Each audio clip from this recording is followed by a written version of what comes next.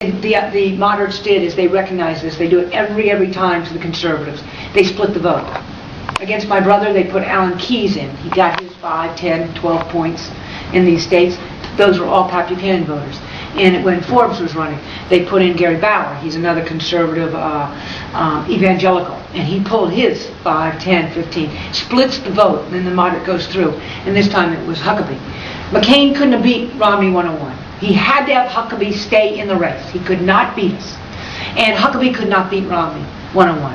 But Huckabee refused to drop out, and he was throwing it to his friend McCain. And he was hoping for the Veep seat. That's my take on that. He's not going to get it, but that's what his plan was.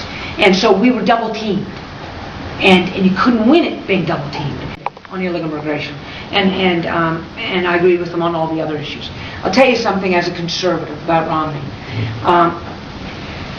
I was with Ronald Reagan in 76 and again in 80. 76 he lost to Gerald Ford in the primary, and then in 80 he won and became president. And then I stayed with him for any number of years after that. And prior to that, I wasn't much older than you then. I guess I was probably 4 or 5 years older. But you always knew as a conservative who represented conservative movement. Who was the leader of the conservative movement? You know, it was Goldwater, it was Nixon, whomever was Reagan was coming up in the future, so we were very excited to watch him emerge. He was going to be our candidate. And since then, we haven't had anybody. As a conservative, when I look forward, it's like, well, I don't know. You know anything about him? Well, he's not too bad, but not real good on this. Well, he's okay on that, but not good. We just hadn't had anybody represent the conservatives. And Bush has been much more of a moderate, his dad as well.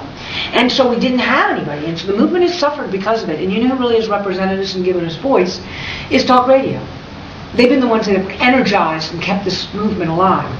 But as he debated more, and I watched him, and he emerged, you could see he was studying the issues. And I'll tell you something about him.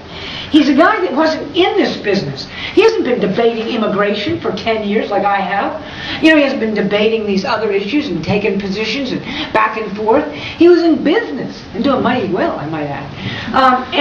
And so now he took it and became governor, and he took a look at the issue of driver's license for illegals came before him. He said, what's this?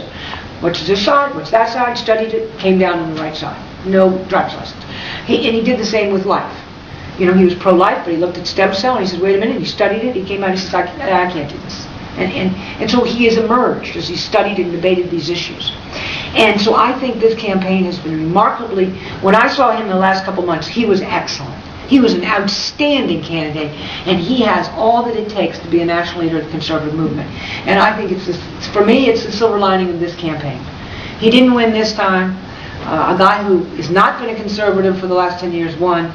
But the silver lining is, today I have somebody who I'm looking forward to in the future, who I hope to lead this campaign back into the White House.